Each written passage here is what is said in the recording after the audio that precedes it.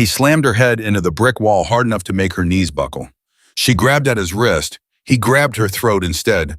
"You think you can run?" He said it like a question, but it wasn't a question. It was a lesson. She was 18 years old, soaking wet, bleeding from the eye, and he was dragging her back toward the car, the way you drag something that belongs to you, because in his mind, that's exactly what she was. Something he owned, something he sold. And nobody on that street looked twice. Nobody stopped. Nobody asked.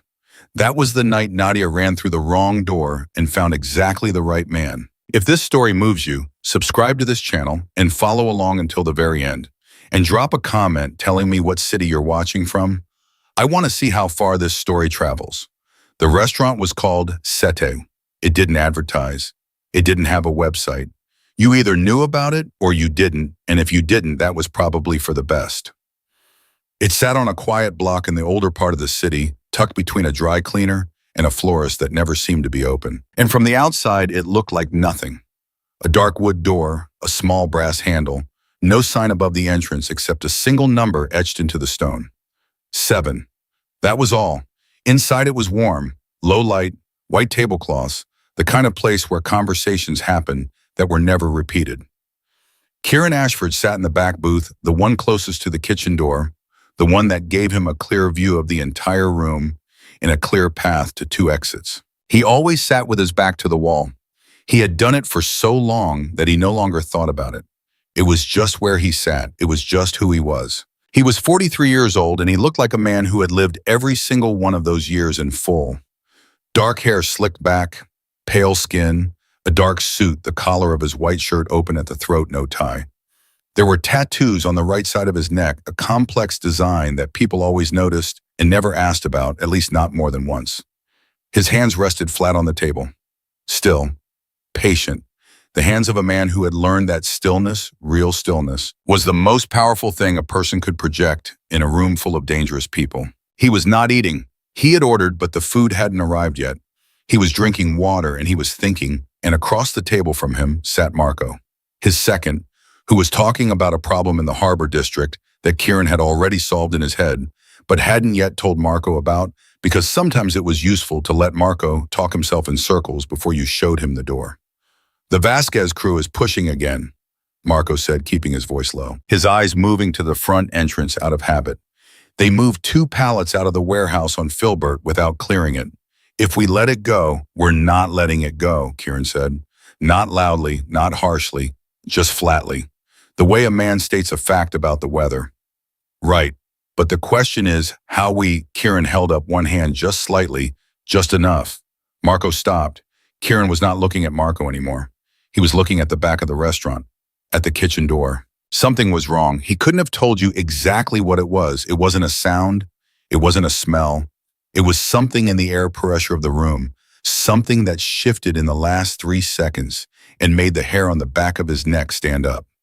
He had felt it before, twice before to be specific, both times right before something very bad happened. He had learned not to question it. He set down his glass. "Kieran," Marco said, "stop talking." The kitchen door burst open. She came through it like she'd been thrown, half running, half falling, one shoulder, hitting the doorframe hard enough to make her spin one hand going out to catch herself against the nearest table. The table rocked. A wine glass tipped and shattered on the floor. She didn't stop. She kept moving, her eyes wild, her breath coming in ragged pulls that were loud enough for Kieran to hear from across the room. She was young, very young. She was soaking wet, her clothes plastered to her body, her hair dark with water and stuck to her face. There was blood running down the left side of her forehead from a cut above her eyebrow, and it had dripped down her cheek and along her portion and soaked into the collar of her shirt. Her hands were shaking, her lips were shaking, her entire body was shaking so hard that when she finally stopped moving, when her legs gave out and she slid down the side of the nearest booth and landed on the floor, you could still see it.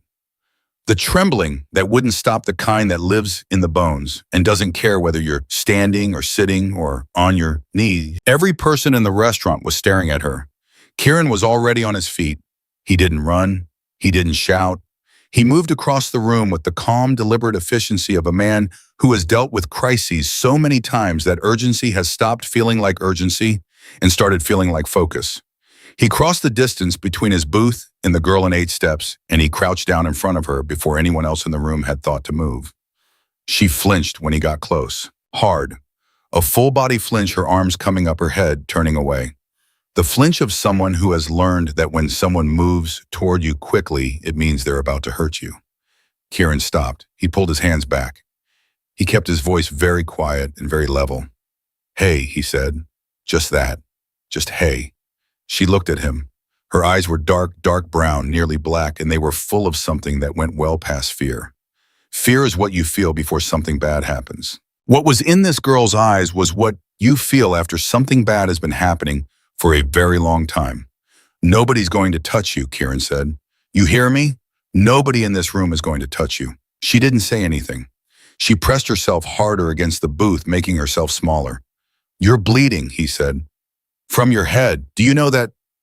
She brought one hand up and touched the cut above her eye, looked at the blood on her fingers. She didn't seem surprised by it. That was the thing that hit Kieran hardest in that moment. Not the blood itself, but the fact that she wasn't surprised. Like pain was just something that happened, and you checked on it the way you'd check on a light you thought you left on. She started, and then stopped. Swallowed. Tried again. "I need to go somewhere. I need to get out. He's right behind me." Kieran turned and looked at the kitchen door. Marco. Marco had followed him across the room. He was standing 2 feet behind Kieran's left shoulder, his jacket pulled back slightly on one side. Old habit. "I see it," Marco said. "Cover the front." Marco moved without another word. Kieran turned back to the girl. "How far behind you?" "I don't know. A minute, maybe less. He had a car, and I cut through the—" She stopped, pressed her lips together. The trembling hadn't stopped. "Please, please don't let him take me back. Whatever he tells you, whatever he says, don't let him take me back." Kieran looked at her for a long moment. In his life, he had been lied to by experts. He had sat across from men who could look you dead in the eye and describe things that never happened with the kind of conviction that made you question your own memory. He had learned over a very long time to tell the difference between a person performing emotion and a person actually inside it. This girl wasn't performing anything. This girl was drowning. "What's your name?" he said. "Nadia." "How old are you, Nadia?" 18. He nodded slowly. "All right, Nadia. Here's what's going to happen. You're going to stay exactly where you are. My guy is going to get you something for your head. And nobody is taking you anywhere you don't want to go. You understand?" She stared at him like she wasn't sure she'd heard correctly. Like she was waiting for the catch. There was no catch. "Okay," she whispered. Kieran stood up and turned to the room. The other diners, 6 of them, 3 separate tables, were all still staring. He didn't raise his voice when he spoke. He didn't need to. "Finish your dinners," he said. They all looked away. The front door of the restaurant opened. He walked in like he owned the floor beneath his feet. That was the first thing Kieran noticed: the walk. Measured, unhurried. A walk that said he had thought about what he was going to say before he came through the door, that he had already decided how this scene was going to play out, that he considered the outcome not in question. He was in his early 50s, maybe 52, 53, tan, well-dressed in the careful, deliberate way of a man who needs people to know he has money. His gray-streaked hair was combed back neatly. He had a pleasant face, broadly speaking, the kind of face that looks trustworthy in photographs and less trustworthy the longer you look at it in person. He scanned the room. His eyes found Nadia on the floor. Then they moved to Kieran standing over her. Something passed across his face, a calculation running very fast behind a pleasant expression, and then he smiled. "Oh, thank God," he said. He put one hand over his heart. "I've been chasing her for 4 blocks. I'm her stepfather. I am so sorry about this. She has episodes. She doesn't always know where she is." He started walking toward them. Kieran didn't move. Didn't step aside. Didn't say anything. The man slowed, not stopped. Slowed. "I apologize for the disruption," he said again, recalibrating slightly, his smile not budging. "She doesn't always respond well to 'sir,' if you could just let me—" "Stop," Kieran said. The word wasn't loud. It landed in the room like a stone dropped in still water. The man stopped. He looked at Kieran more carefully now. Something was adjusting behind his eyes. A reassessment. He was recalculating, and the calculation was no longer coming back as easily favorable. I just want to take her home, the man said, more carefully this time. She needs her medication. This happens when she doesn't. I said stop, Kieran said. I didn't say talk. Silence. Behind him he could hear Nadia's breathing, still ragged, still too fast. Kieran crouched back down beside her. He didn't look at the man. He looked at the girl. Just the girl. He kept his voice low enough that it was between the two of them. Nadia. He waited until her eyes focused on him. Do you know that man? She looked past him toward the door. Her entire body went rigid. She didn't blink. Nadia, Kieran said again, this steady. Do you know him? Her jaw trembled. She brought her gaze back to Kieran's face, and in that fraction of a second, he saw her make a decision. The kind of decision that costs everything. The kind that you can only make when you've already lost so much that the cost doesn't frighten you anymore. He's been selling me, she said. The room went utterly, completely, devastatingly silent. 3 words. That was all. 3 words that hit the air of that quiet, elegant restaurant and rearranged every molecule in it. Kieran didn't move. He stayed crouched right where he was. But something behind his eyes went very, very still, the particular stillness of a man who has just heard something that has reclassified a situation entirely. He stood up slowly and turned around. The man, Glenn Hargrave, though Kieran didn't know his name yet, had stopped smiling. Not entirely. There were still traces of it at the corners of his mouth, the ghost of the expression he'd come in wearing. But the ease was gone. The pleasant certainty was gone. He was looking at Kieran the way a man looks at a locked door he was sure he had the key to, right up until the moment he didn't. Whatever she told you, Glenn said, and his voice was still controlled, still smooth, but there was something underneath it now, something working hard to keep from showing she has a history of making accusations. She's been in and out of. What's your name? Kieran said. Glenn blinked. I'm sorry. Your name, what is it? A pause. Glenn Hargrave. Kieran nodded. He put his hands in his pockets. He looked at Glenn Hargrave the way a man looks at a problem he is deciding how to handle with complete patience and zero urgency, because urgency was for people who weren't sure they were going to win. Mr. Hargrave, he said, I'm going to explain something to you, and I'm going to explain it once. The girl isn't going anywhere with you tonight. If you'd like to make a phone call, you're welcome to step outside to do that. If you have documentation, real documentation, you can send it through your attorney and we can discuss next steps. But she is not leaving with you tonight. And if you take another step in her direction, this conversation is going to become a very different kind of conversation. Glenn stared at him. Who the hell do you think you are? I think, Kieran said quietly, that you should make your phone call. It was Marco who came through the kitchen door first, then Ray, who'd been posted in the alley, then Sal, who had been at the bar and who moved without making any sound for a man of his considerable size.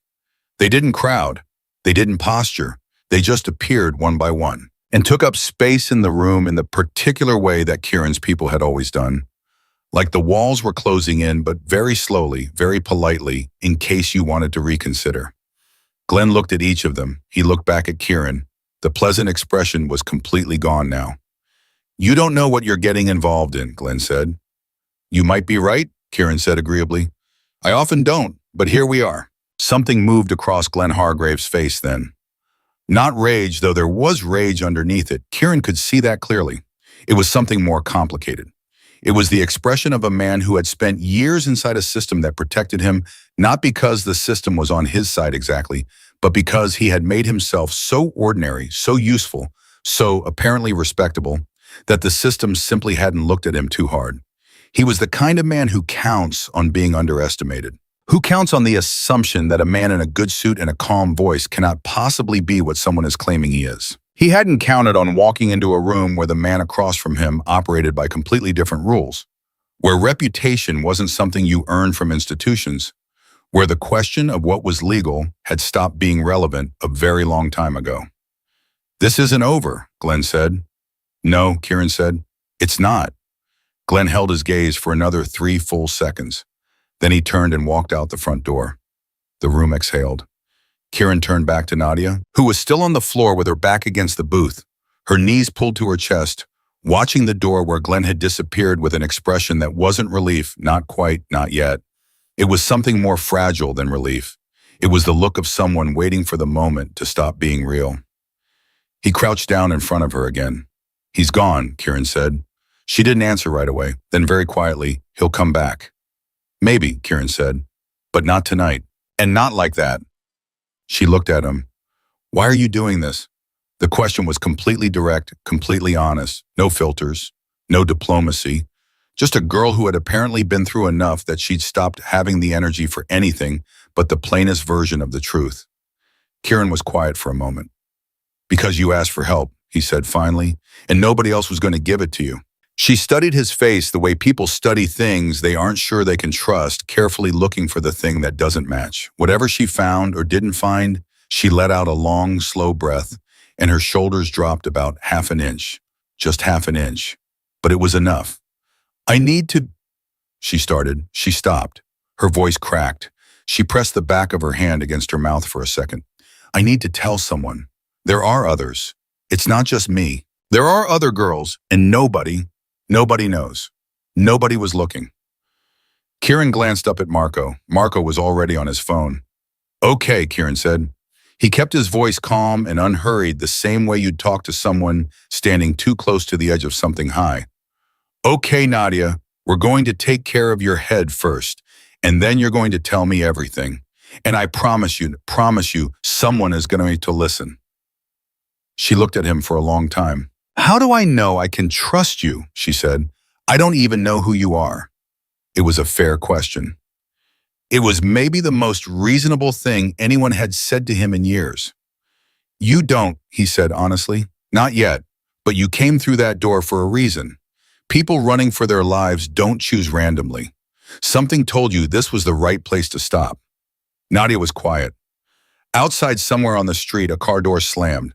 Her whole body tensed. Kieran put one hand carefully, slowly making sure she could see exactly what he was doing on the floor beside her. Not touching her, just close. "That's not him," he said. "Ray's outside. You're safe." She looked at the door, looked back at him. "He said the same thing to me," she said, "the first time, that I was safe." The words landed like something dropped from a great height. Kieran didn't flinch. He held her gaze. "I know," he said. "I know he did. And I know that doesn't make what I just said mean anything by itself, so don't trust the word. Watch the action. I'm going to stay right here. I'm not going anywhere, and neither are you, not until you're ready." Something in her face shifted, barely perceptible, like the first almost invisible crack in ice before the whole surface gives. "Okay," she said. The word came out small and tired and absolutely real. "Okay." Marco appeared at Kieran's shoulder with a clean cloth from the kitchen and a first aid kit that the restaurant kept behind the bar. He set it down without a word and moved back. Kieran looked at the kit, then at Nadia. "Can I can do it myself," she said quickly. "All right." He handed it to her, straightforward. No performance of patience, just a simple transaction. She pressed the cloth to her head. She winced. She kept going. Kieran watched her, and in that moment in the quiet of the restaurant, while the staff moved carefully around them, and Marco stood near the front window, and the other diners had stopped pretending to eat their dinners, he thought about a very specific thing. He thought about the way she had said it. "He's been selling me." Not, "I think he might be," or "I'm afraid that he," or any of the qualified hedged, terrified ways that people sometimes talk when they're trying to get someone to believe something terrible about someone who has power over them. She had just said it. Flat, factual. The way you'd say the sky is blue, the way you'd say the door is locked. Like it was simply the truth, and the truth didn't require decoration. In his experience, the most honest thing a person could do was not flinch from their own story. And this girl, this 18-year-old girl with blood on her face and lake water still in her hair, had not flinched from a single syllable. He'd sat across from trained liars for 20 years. He knew the difference. His phone buzzed in his pocket. He looked at the screen. The text was from a number he hadn't seen in almost 2 years, and the name above it made him go still for just a moment. Detective Bryn Torres. The message said, "I heard you had an interesting evening. We should talk." Kieran looked at the message for 3 seconds. Then he looked up at Nadia, who had gotten the bleeding more or less under control and was sitting with the cloth held against her forehead, her eyes somewhere far away. She was 18 years old. She had walked through a door into a room full of strangers and told the truth about the worst thing that had ever happened to her because she had nothing left to lose. He typed back, "Come to safety. Come now." He put the phone away. "Nadia," he said. She looked at him. "There's someone I want you to talk to. Someone who can actually do something about what you just told me.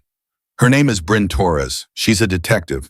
And before you say anything," he held up one hand slightly because he'd seen her expression start to close. I know what you're thinking. You're thinking that you've talked to people before and nothing happened. You're thinking that Glenn has friends in the right places and you've seen what those friends can do. And you might not be wrong about that." She was very still. "But Torres is different," he said. "I know that because she's come after me before, twice. And both times she came closer than anyone else ever has. She doesn't play favorites and she doesn't make deals and she doesn't care whose name is on what building. She just," he searched for the right word, "she just follows the story where it goes." Nadia looked at him for a long time. "In all honesty, what if the story goes somewhere she can't protect me from?" Nadia said. It was a sophisticated question. It was the question of someone who had already had to think through these things, who had done the math on trust and risk and been burned by the calculation before. Kieran felt something shift in the back of his chest, something old and specific and not entirely comfortable. "Then I will," he said. The simplicity of it seemed to land harder than anything complicated could have. Nadia looked down at the cloth in her hands. "Okay," she said again, and this time it sounded slightly less like a surrender. Outside, a car pulled up to the curb. Kieran didn't need to check. Marco was already at the window, and after 2 seconds, Marco turned and gave a small nod. Torres was here. Kieran stood. He smoothed the front of his jacket once out of habit and looked toward the door. Behind him, Nadia said very quietly, "He has other girls, younger than me. He keeps them in a house on the east side near the water. There's a man who runs the house. He calls himself Carver. Glenn never goes there himself. He just collects." Kieran turned around slowly. Her eyes were steady now, tired and damaged, and steady. "I'm telling you," she said, "because I don't know how much I'll be able to say once it's official. I don't know what I'll be able to—" Her voice faltered. She steadied it. "I'm telling you so that even if something happens to me, even if they find a way to make me go quiet, someone knows." The door to the restaurant opened.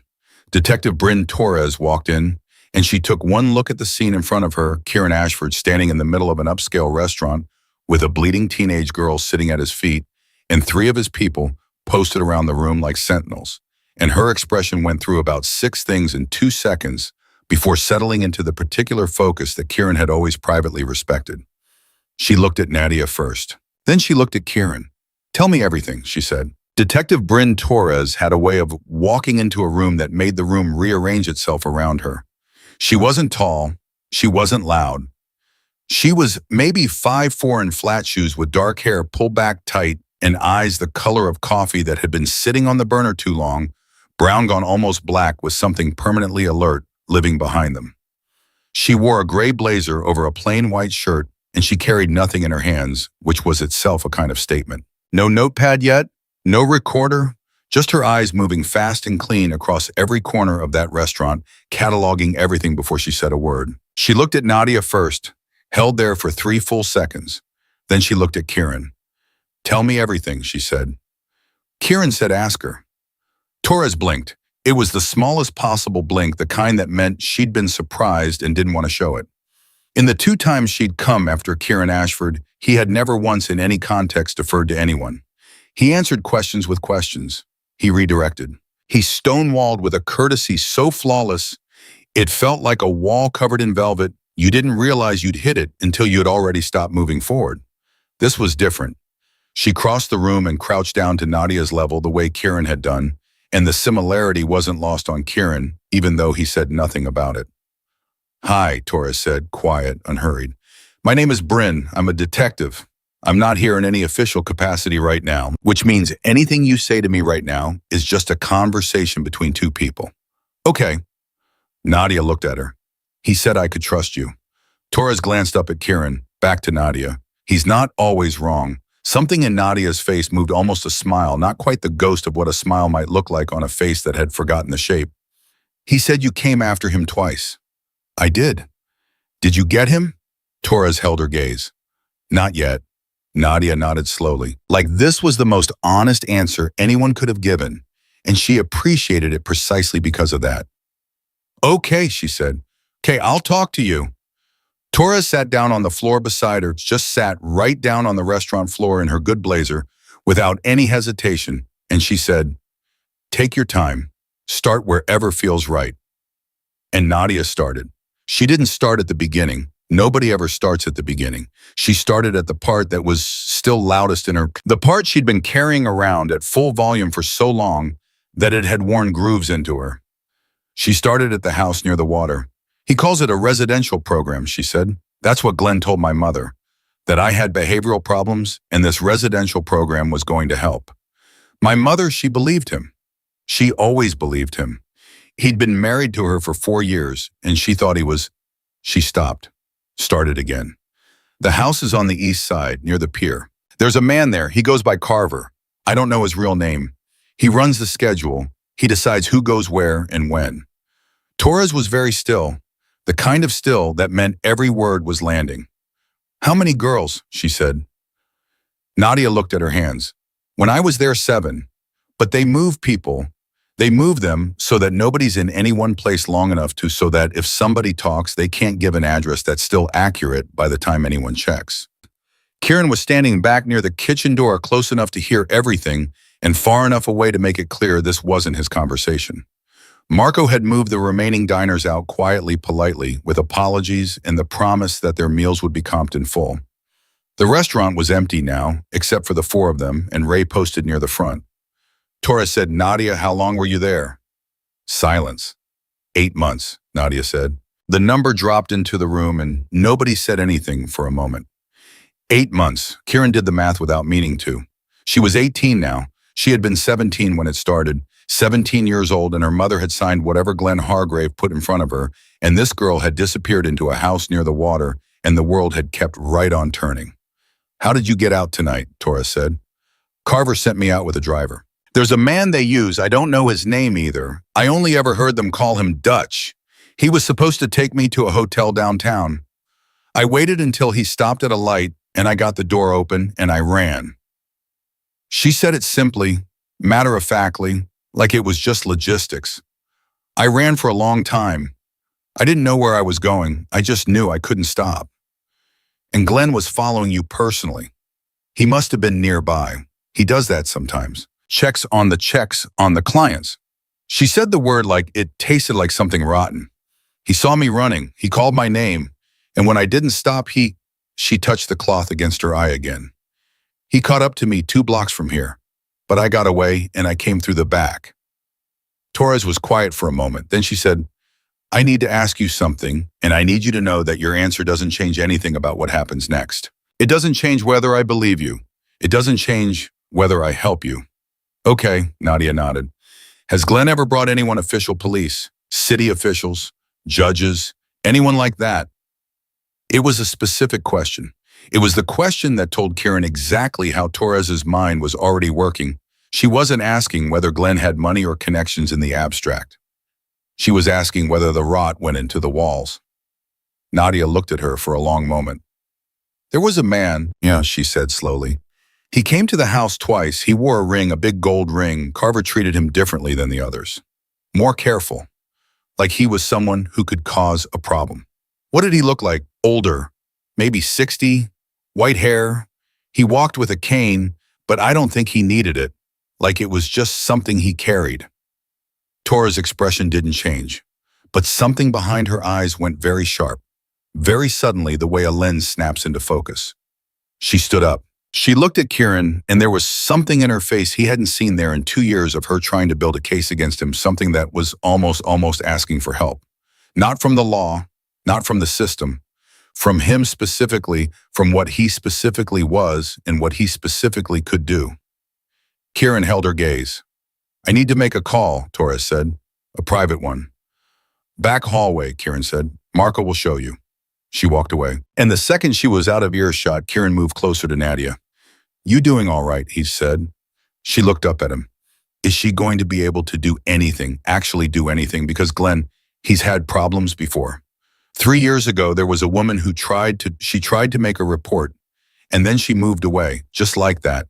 She was there, and then she was gone, and nobody ever said her name again. Kieran crouched down. He looked her in the eye. The woman Torres was thinking about just now, the one with the cane, I know who she meant. Nadia stared at him.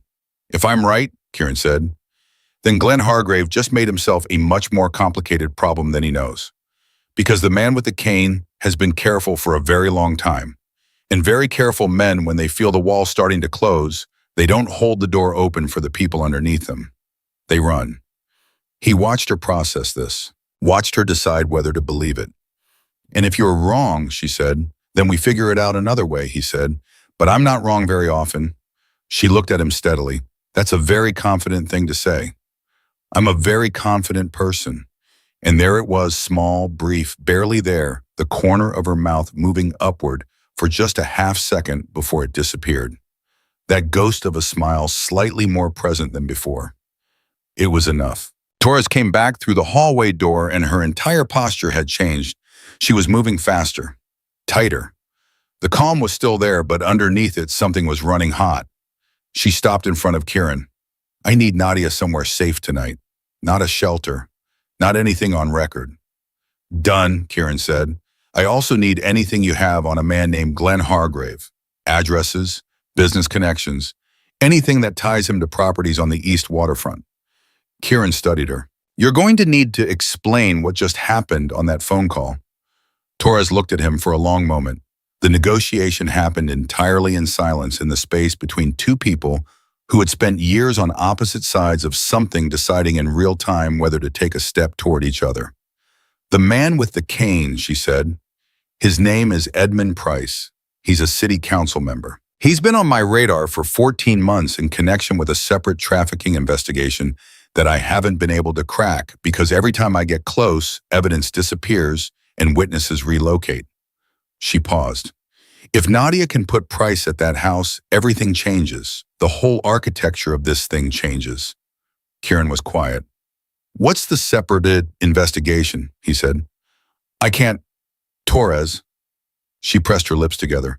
3 missing women over 18 months. Last seen in the Harbor District. No bodies, no evidence, just gone. The silence that followed was a different kind of silence than the ones before it. Nadia had been listening. Her face had gone very pale. I know about those women, she said. Both Torres and Kieran turned to look at her. Nadia's hands were clasped tight in her lap, knuckles pale. Carver talked about them once. He didn't think I was close enough to hear. He was on the phone and he said, she stopped, swallowed. He said the problem with permanent solutions is the paperwork. Her voice was flat and precise, the way it is when you repeat something you memorize because you knew it was important, even though you didn't want to know it. I didn't understand what it meant then. I think I understand now. Torres sat back down on the floor beside her. This time she took Nadia's hand, not dramatically, just quietly. Just put her hand over Nadia's clasped ones and left it there. You are the bravest person in this room, Torres said. And she meant it. You could hear that she meant it, that it wasn't a technique or a professional comfort. It was just a true thing, said plainly. Nadia looked down at their hands. I don't feel brave, she said. I feel like I want to throw up. That's what brave feels like, Torres said, from the inside. Kieran straightened up and moved toward Marco. He kept his voice low. I need Carver's real name by morning. Run the east waterfront properties, anything owned through a shell, anything leased through a third party in the last 3 years. And I need someone on Glenn Hargrave tonight. Not aggressive, just eyes. Marco nodded. He was already reaching for his phone. And find out who Dutch is, Kieran added. The driver. If he was transporting Nadia, he knows where the other girls are right now. Marco went still for just a half second. You want to move on the house? Kieran thought about it. 3 seconds of real thought. Not tonight, he said. Tonight we move wrong and we spook Carver and those girls disappear before Torres can build a case. We do this right. Marco gave him a look that was almost something personal. A look that said he understood that doing it right was costing Kieran something, that waiting when you knew where the problem was went against every instinct the man had. But he nodded and walked away, phone already at his ear. Kieran turned back to the room. Torres was helping Nadia to her feet. Nadia was unsteady. The adrenaline was wearing off the body, starting to send the bill for what it had been through. She leaned slightly and then caught herself, straightening with the automatic dignity of someone who had learned not to show weakness, even in private. "We need to move her," Torres said, looking at Kieran. "I have a place," he said. "Clean, quiet. Nobody connected to Hargrave knows it exists." Torres held his gaze. "I need to know where." "You'll know, I'll tell you personally." "That's not standard, Torres." He kept his voice even. "Nothing about tonight is standard. If Price is connected to this, you don't know how deep it goes or who else is on the list. The fewer people who know where she is tonight, the better. You know that. You know I'm right." Torres looked at Nadia. Nadia said, "I'd like to go wherever is safest. I don't care about standard right now." Torres exhaled slowly. "All right." She looked back at Kieran. "But I want to check in by phone every 3 hours." "Every 2, Kieran said.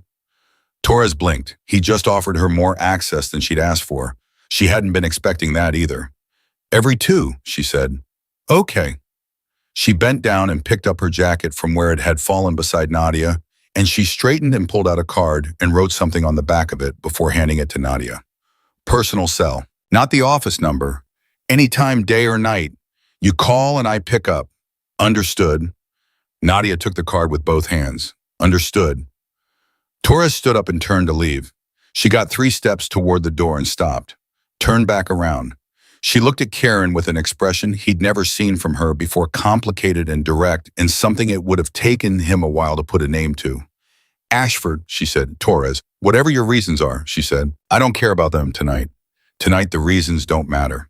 He nodded once. She left. The restaurant was very quiet. Ray moved from the front window and gave Kieran a small nod. She was in her car, pulling away no tail. Clean. Kieran turned to Nadia. She was standing on her own now, still pale, still shaking faintly at the edges. The cut above her eye had stopped bleeding and had darkened to a dried rust color against her skin. And her wet clothes had started to dry in the warmth of the restaurant, and she looked simultaneously very young and very, very old, the particular combination of those two things that only happens to people who've had their youth taken away from them, piece by piece. "There's a car out back," Kieran said. "My guy Ray is going to drive. I'll be in the car with you." She looked at him. "Where are we going?" "Somewhere with clean clothes, a hot shower and food, if you want it." He paused. "And a door with a lock that nobody else has the key to." Something moved through her face at that. At the door with a lock. Like that specific thing, the idea of a door that was hers, a lock that was hers, was too specific and too real to be absorbed all at once. "Okay," she said. The word was starting to take on a different weight every time she said it, less like defeat, more like something being slowly, carefully decided. They went out the back. The alley was quiet. Ray had the car running, and he opened the back door without being asked and stood aside. Nadia got in. Kieran got in after her. The door closed. They moved through the city in silence for a while. Then Nadia said, not loudly, just into the quiet of the car, "He used to tell me that I was lucky, that some girls had it much worse, that I should be grateful." She was looking out the window. "I used to try to believe it. I used to try really hard to believe it." Kieran didn't say anything. "I don't believe it anymore," she said, "in case that matters." "It matters," he said. She kept looking out the window. The city moved past lights and dark, and the occasional faced people living the ordinary nighttime lives of people who had not come through what she had come through, who would go to sleep tonight and not lie there waiting for footsteps, not count the seconds between sounds, not rehearse the map of exits in whatever room they were in. "Can I ask you something?" she said. "Yes." "Do you have people that are afraid of you, like afraid of what you'll do to them if they do something wrong?" He took a moment before answering. "Yes." "Is Glenn afraid of you?" Kieran thought about Glenn Hargrave's face when he'd walked out of Seto, the calculation that had replaced the pleasantness, the thing working hard to stay controlled underneath. "He should be," Kieran said. Nadia turned from the window and looked at him directly. "Good," she said, with a quiet, level absolute conviction that had no anger in it and no satisfaction either. Just the plain acknowledgement of something right and necessary. Good. The car stopped. Ray came around and opened the door, and Nadia stepped out onto the sidewalk and looked up at the building in front of her. Ordinary facade. Nothing remarkable. Nothing that would draw a second glance from anyone passing by. Safe in its complete ordinariness. She stood there for a second.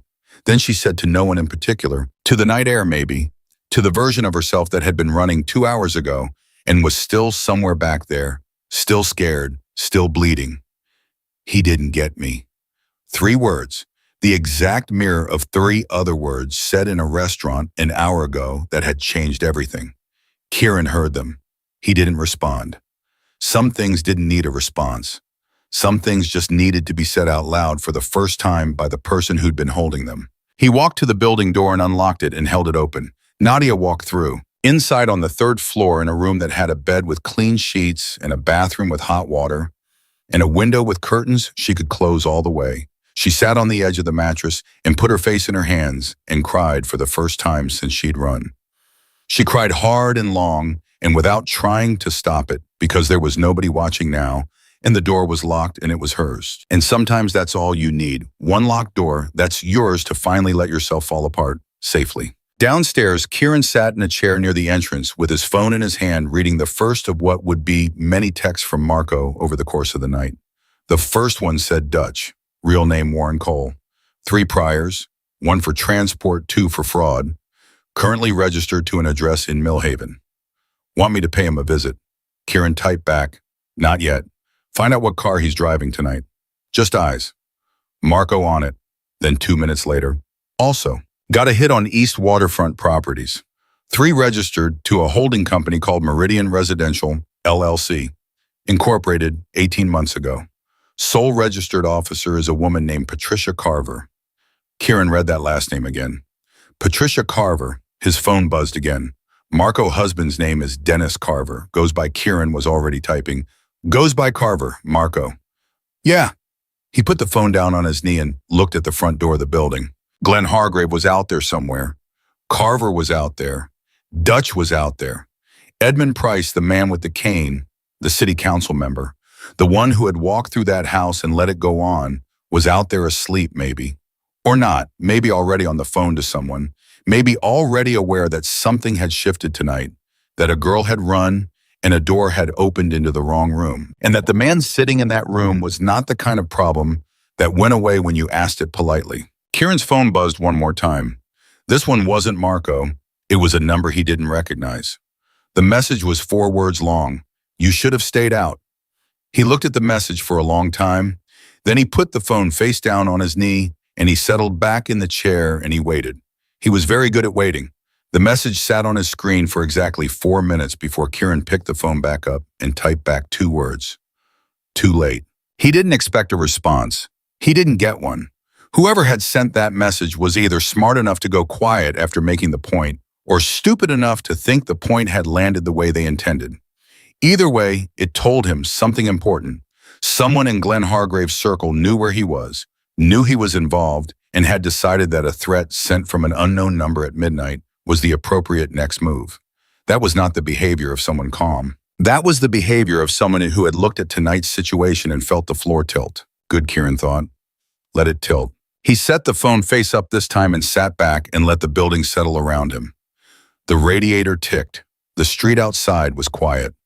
Somewhere on the 3rd floor, a floorboard creaked once and then went still, and Kieran thought about Nadia moving around that room in the dark, maybe to the window, maybe just shifting on the bed, and he felt something that wasn't exactly familiar, a low, quiet weight in the chest that wasn't concern exactly and wasn't responsibility exactly, but lived somewhere in the neighborhood of both. At 12:47 in the morning, Marco called. Dutch, Marco said without preamble. Warren Cole. He's at a bar on the south end called Linehands. Been there since 11. He's been buying drinks for people he doesn't know, which means he's either celebrating something or trying to forget something. Put somebody on him until morning, Kieran said. I don't want him going anywhere. Already done. A pause. There's something else. Kieran waited. I pulled the business registration on Meridian Residential. Patricia Carver's name is on it, but the initial incorporation filing the attorney who filed it, his name is Roland Vass. You know that name? Kieran knew that name.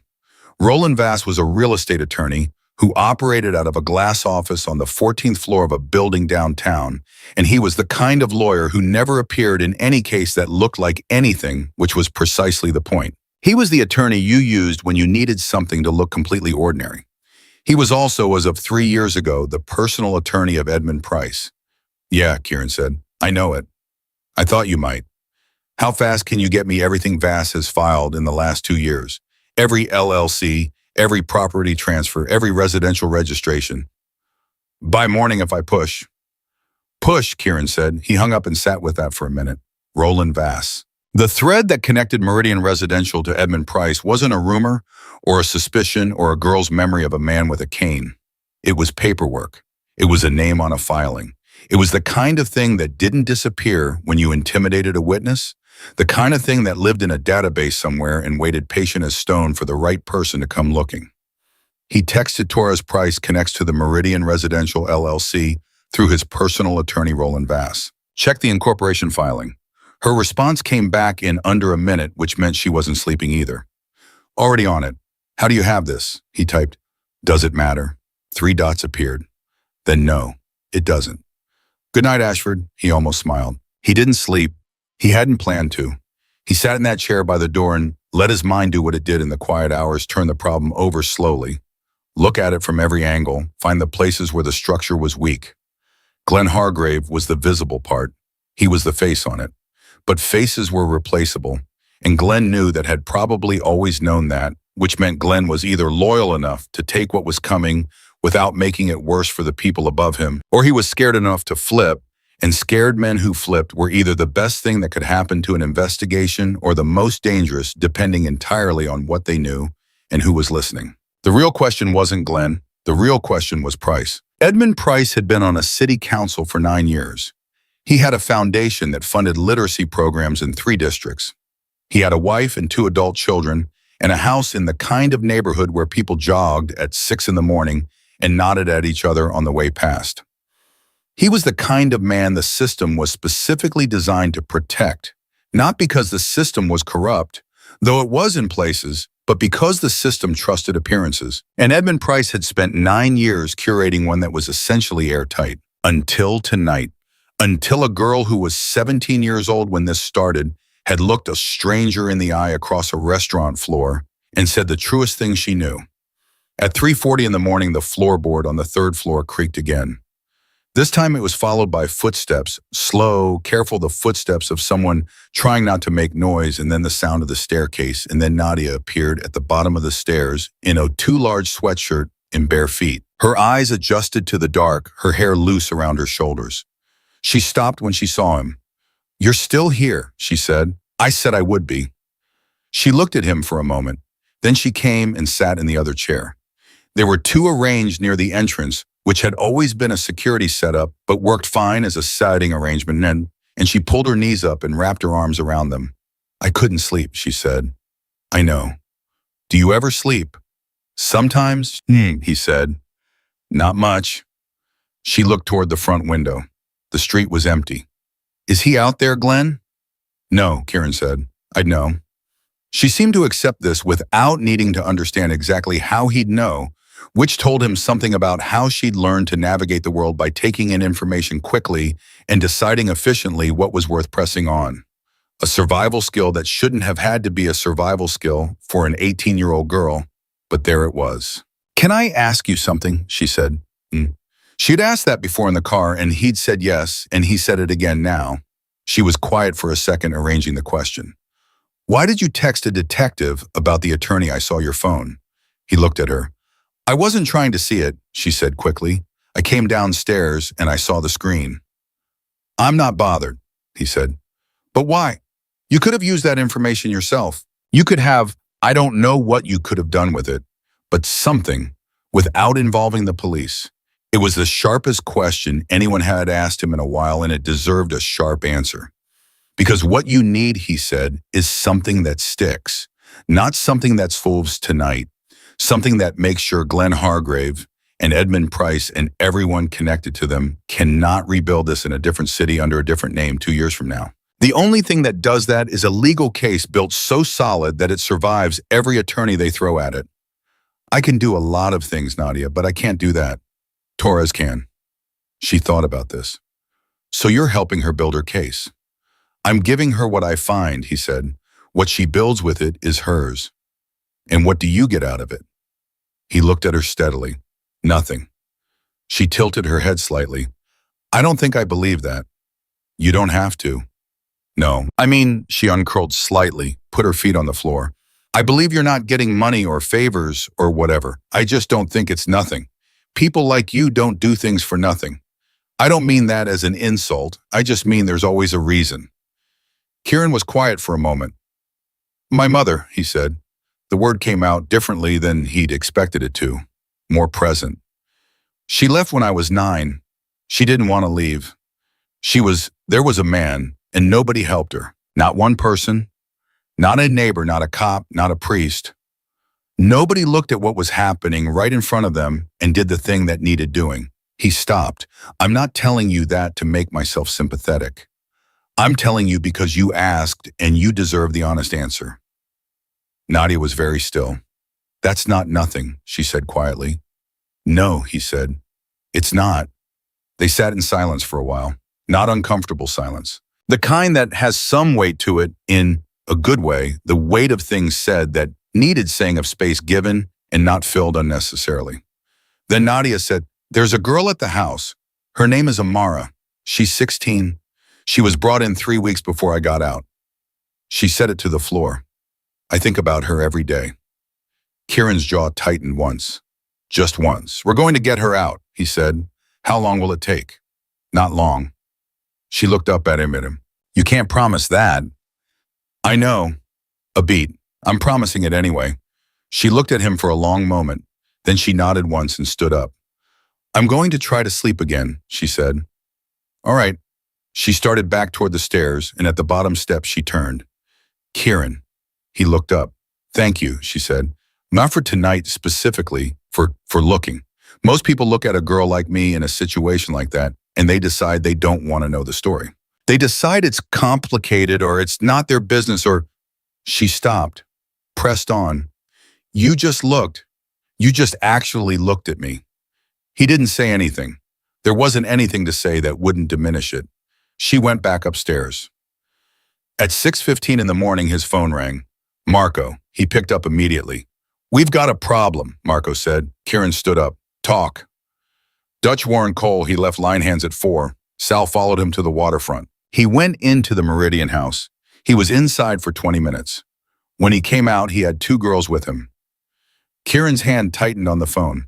They put them in a van, Marco said. White cargo van, no plates. Sal stayed with the van. They drove it to a storage facility on the edge of Millhaven. Put the girls inside a unit. Van is still there. Where's Cole now? Still at the facility. He's waiting for something or someone. Address. Marco gave it. Kieran was already moving toward the stairs. He took them 2 at a time, not running but close, and knocked on Nadia's door. She opened it so fast she clearly hadn't been sleeping. Something's happened, he said. 2 girls from the house were moved overnight. I know where they are right now. I'm going. He stopped. I need you to stay here. I need you to lock this door and not open it for anyone except Torres. I'm calling her right now. Nadia stared at him. Her face had gone white. Amara, she said. Is Amara one of them? I don't know. I'm going to find out. I want to come. No, he said, flat, immediate. She's 16 plum, which is exactly why I need you to trust me and stay here. His voice hadn't risen, but it had solidified the tone of a man who has made a decision and locked it. You are the only witness right now who can put Glenn and Price at that house. If something happens to you, this whole case... I know, Nadia said. Her hands were clenched at her sides. I know, I hate it, but I know. She met his eyes. Bring them back. Working on it, he said. He called Torres from the car. She picked up on the first ring, and he could tell from the quality of the silence behind her that she was already awake, already somewhere that wasn't home. He told her what Marco had told him. Storage facility address, white van, 2 girls, Cole still on site. Torres said, if you move on that facility before I can get a warrant. If I don't move on that facility in the next hour, Cole gets his instructions and those girls are in another vehicle heading somewhere we don't know about. Silence. I can have an emergency warrant in 45 minutes, Torres said. I'll give you 40, Kieran said. Ashford, Torres, 40 minutes, then I'm going in. A pause, then I'll be there in 30. Don't do anything until I arrive. 30, he said, and hung up.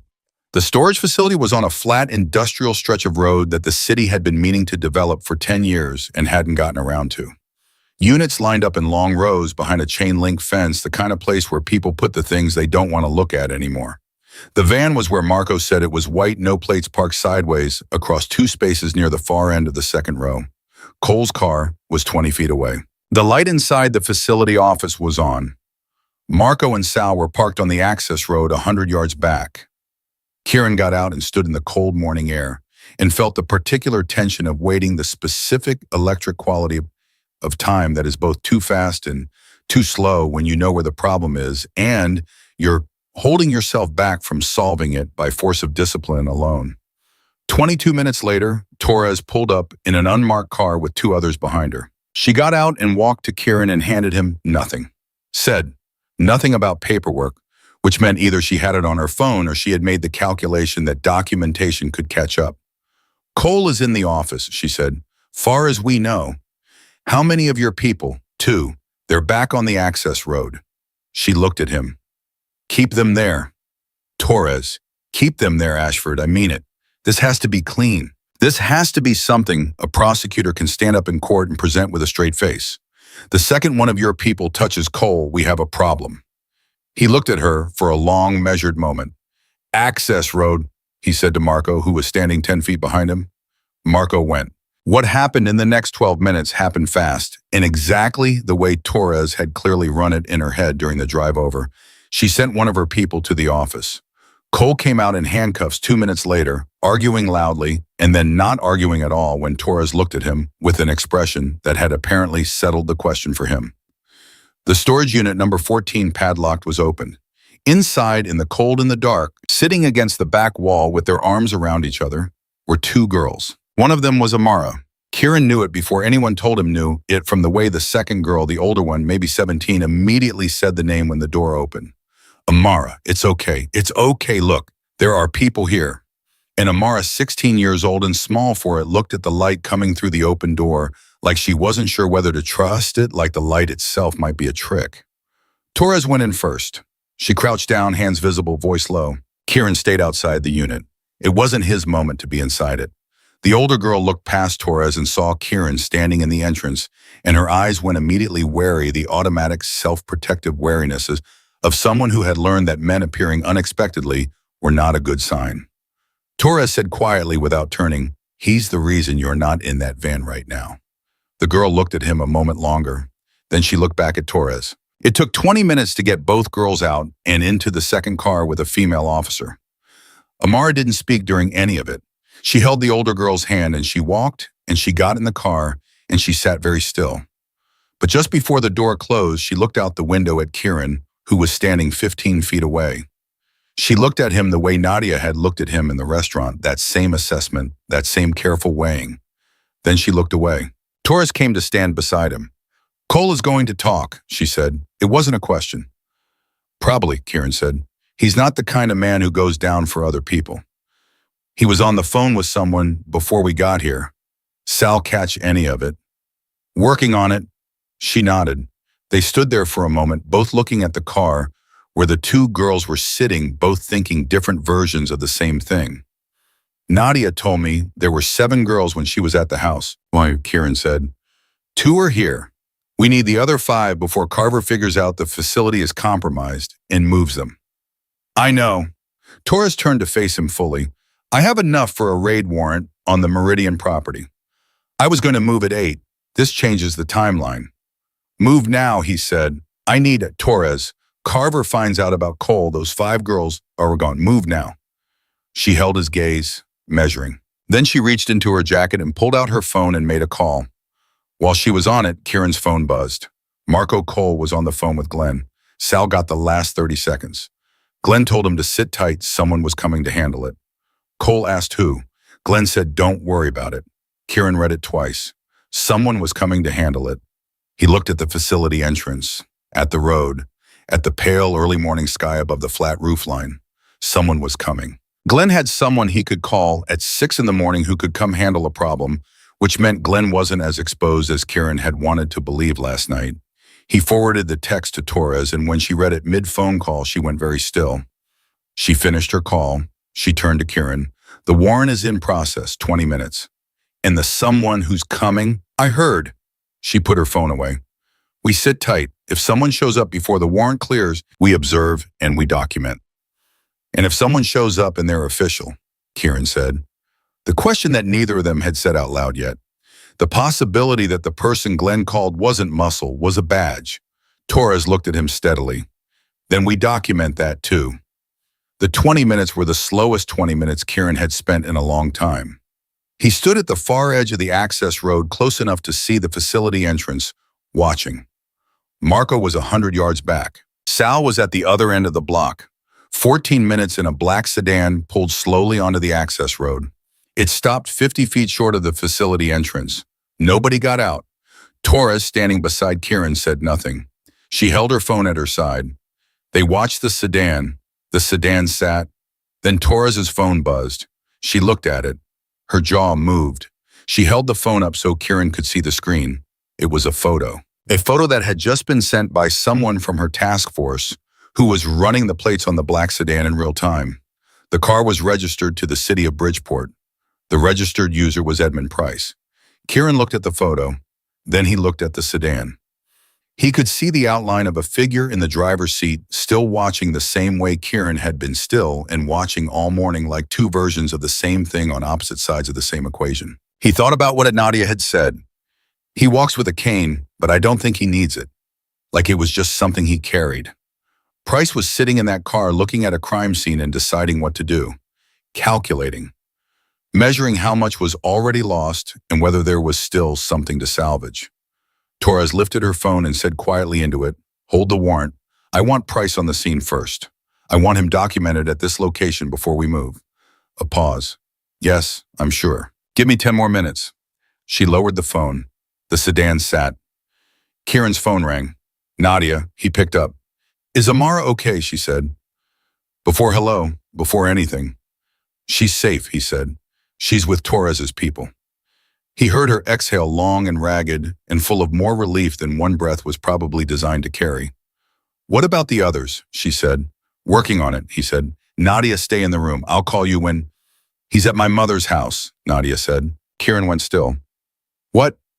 "Glenn, he's at my mother's house right now. She just called me. She still has my number. He never made her change it because he thought I'd never." She said, "Glenn showed up an hour ago and he's been talking to her and she doesn't know what he's telling her. But she's scared." I could hear it in her voice. "And I need Nadia." He kept his voice even and low. "Listen to me. What's your mother's name?"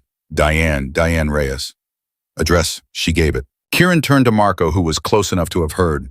Marco was already moving phone up. "Your mother is going to be all right," Kieran said. "I need you to do one thing. I need you to call her back and keep her on the phone. Keep her talking to you. Can you do that?" "Yes," Nadia said. Her voice was shaking again. Not the same fear as last night, something sharper, the specific fear of someone you love being used against you. "Yes, I can do that." "Good. Call her now. Don't hang up with her until Marco calls you directly and tells you it's clear." Okay, a breath. "Kieran. Yeah, he's trying to get to me through her." "I know." A pause. He miscalculated. He hung up and looked back at the black sedan. It was still there, and the warrant had just come through.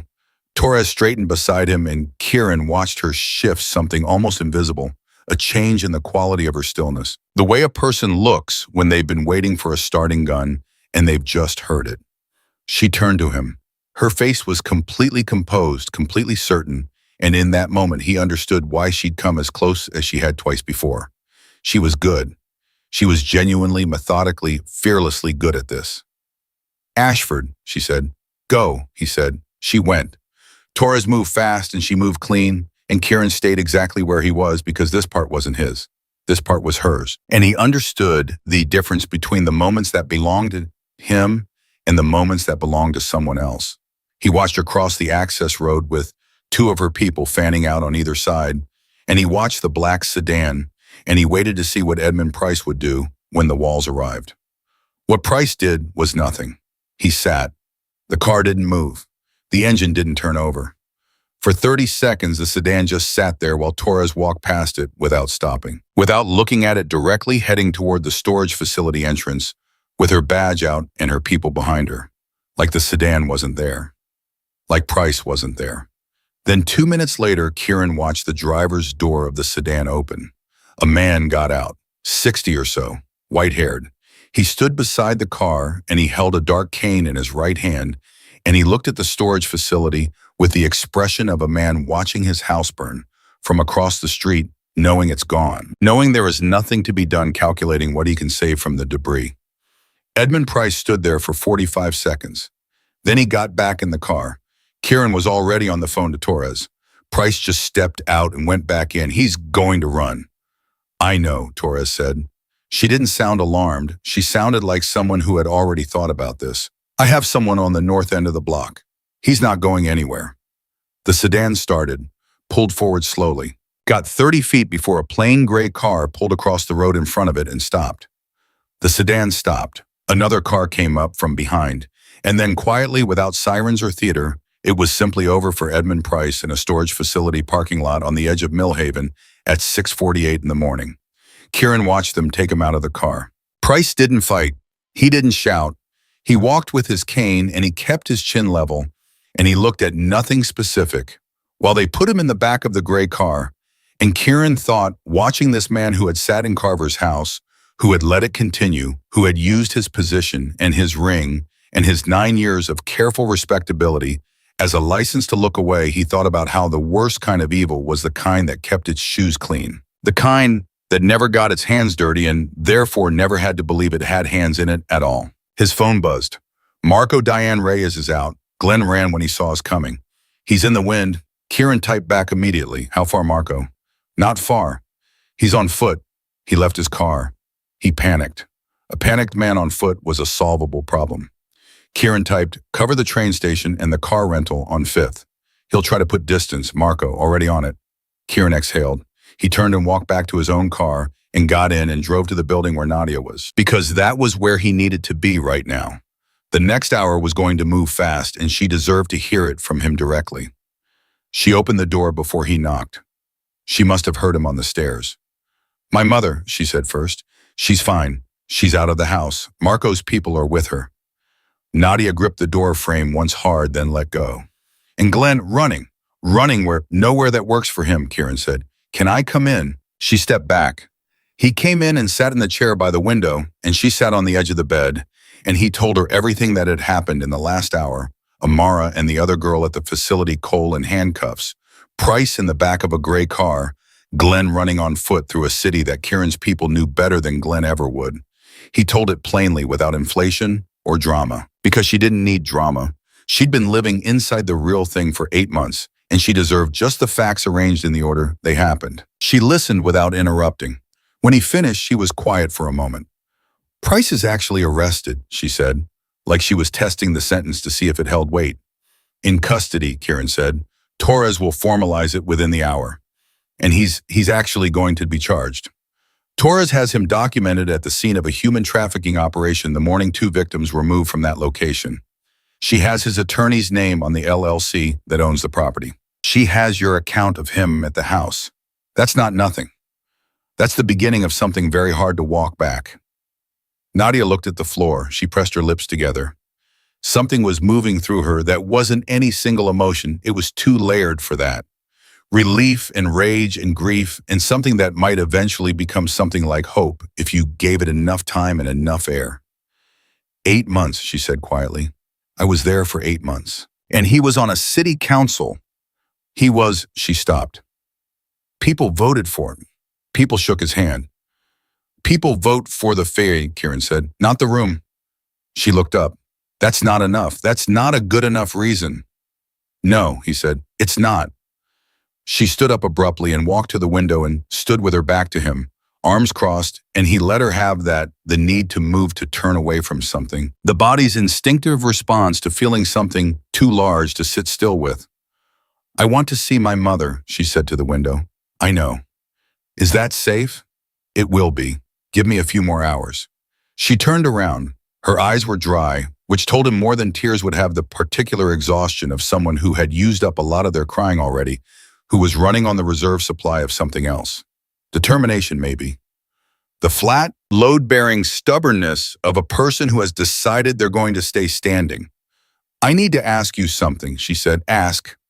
When this is over, when Torres has everything she needs and the cases are filed and whatever else has to happen has happened, what happens to you? It was not the question he'd expected. He looked at her carefully. What do you mean? I mean you've been giving information to a detective. You've been helping build a case. You've been whatever you've been doing with your people out there. She paused. Are you going to be in trouble for that? For any of it, Kieran was quiet for a moment. It was a real question and it deserved a real answer. Not for this specifically, he said, but in general. In general, he said, I'm always in some proximity to trouble. That's not new. She studied him. Does that bother you? It used to, he said honestly. Not the same way anymore. She seemed to accept that. Then she said something that surprised him. You should be careful, she said. Not because I'm telling you to be careful, I know that's not something you need from me. But because, she stopped.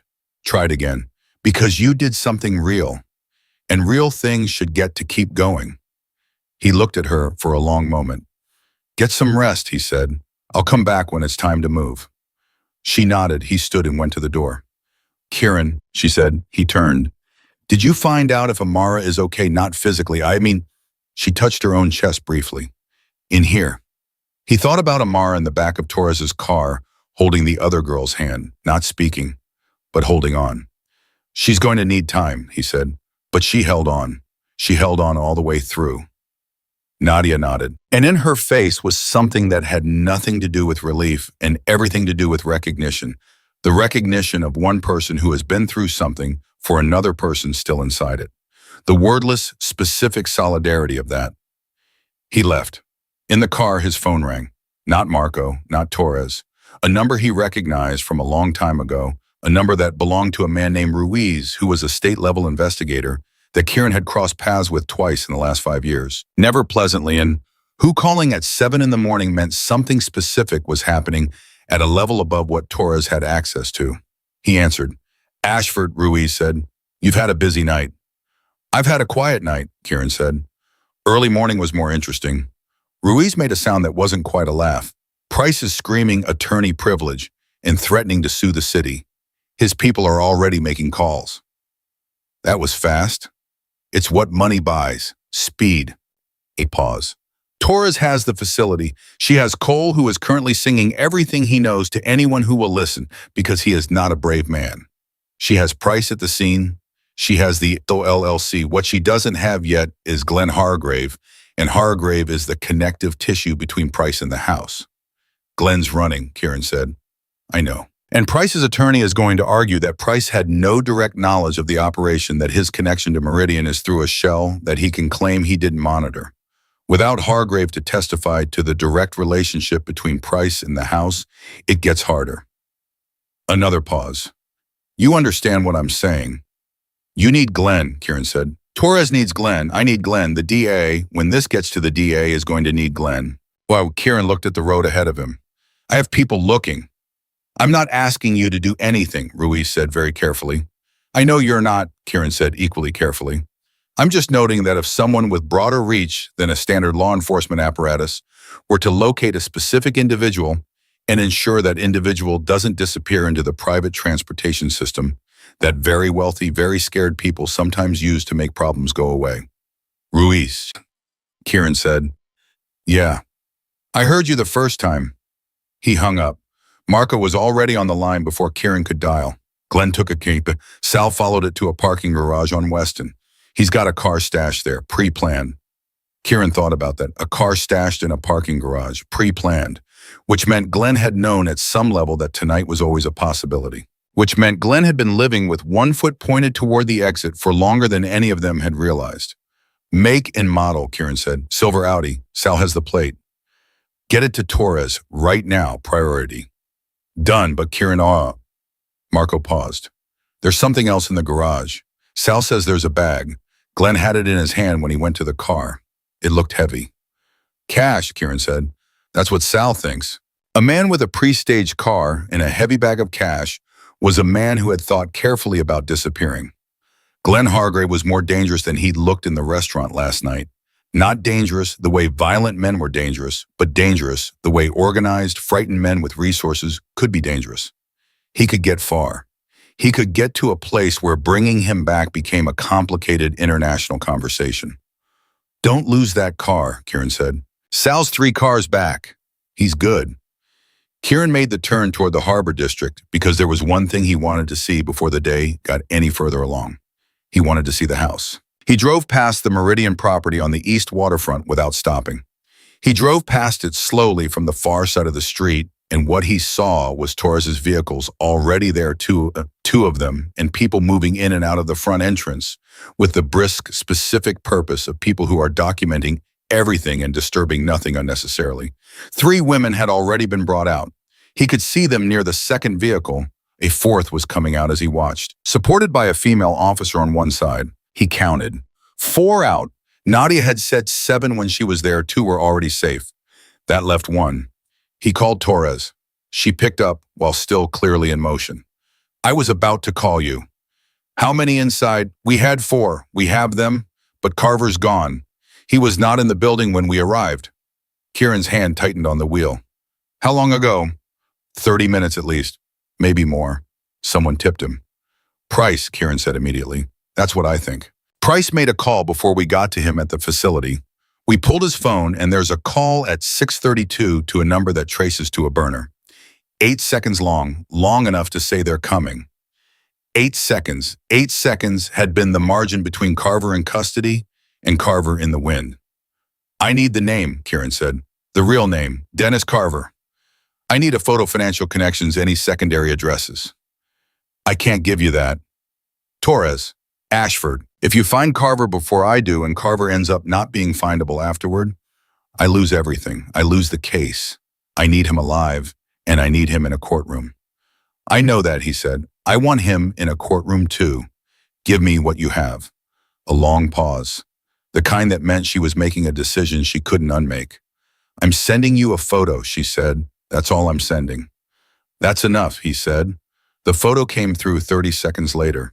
Dennis Carver was late 40s, stocky with a square face and very small eyes set deep under a heavy brow. He looked ordinary in the specific way that people who do terrible things for a living often look, like a man you'd pass in a hardware store, like a man who coached a youth soccer team, like a man whose neighbors would later say they never suspected a thing. Kieran forwarded it to Marco. His phone rang almost immediately. Not Marco. Nadia. Torres called me, Nadia said. Her voice was different. Tight, fast. She said 4 women are out, but they didn't find the last one. She said Carver's gone. She said a breath. She said there's a possibility the last girl was moved before they got there. We're looking, Kieran said. She's 17, Nadia said. Her name is Josie. She got there a month ago. She had red hair, and she laughed too loud, and she told terrible jokes to make the rest of us feel better, even when she was the most scared one in the room. Her voice cracked on the last sentence. Held. Please. We're looking, Kieran said again. Do all I'm doing. The words felt insufficient, and he knew it, and he said them anyway because they were true, which was the only thing they had going for them. He drove, he thought. He turned the problem over. Carver was gone, but he'd had 30 minutes at most. He hadn't had time to plan a route.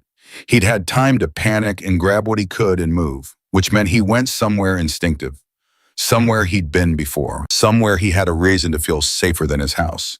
And if he had the girl with him, he couldn't go anywhere. Public couldn't put her on a bus or a train without risk. He called Marco. Where would Carver go? Think like a man with 30 minutes and a girl he can't be seen with. Marco was quiet for 3 seconds. A car. He'd want to move. If he can get on a highway, he buys time. We have his car. It's registered to Patricia. She drives a blue Volvo. Already sent it to Torres. She with him. Sal is at her last known address. She's not there. Neighbors say she left with a suitcase around 5 this morning. Kieran went still. She left at 5. Before the raid, before Price's call. Marco caught it immediately. She knew already. She knew already, Kieran said. Which means Carver knew already, which means the tip didn't come from Price. Or not only from Price. There was someone else. There was another leak further inside, closer to Torres's operation than any of them had thought. He called Torres. She picked up, and he could hear from the quality of her silence that she already knew what he was going to say, or part of it, and she was bracing. Patricia Carver left at 5 this morning, he said, for your raid, before Price's call. A pause. Short. Brutal. How do you know that? Because my guy was watching her address. She left with a suitcase at 5 a.m. Your raid was 6:30. Torres said nothing for 4 full seconds.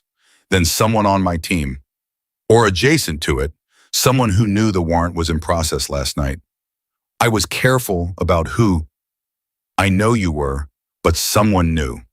He paused. Torres, how many people knew about the Meridian address before this morning? 4. My 2 people at the facility, the judge who signed the warrant, and my supervisor. 4 people. Kieran ran it in his head. A judge who signed the warrant was possible, but complicated judges who were compromised tended to refuse to sign rather than sign and then warn, which left Torres supervisor. He didn't say it. He didn't need to say it.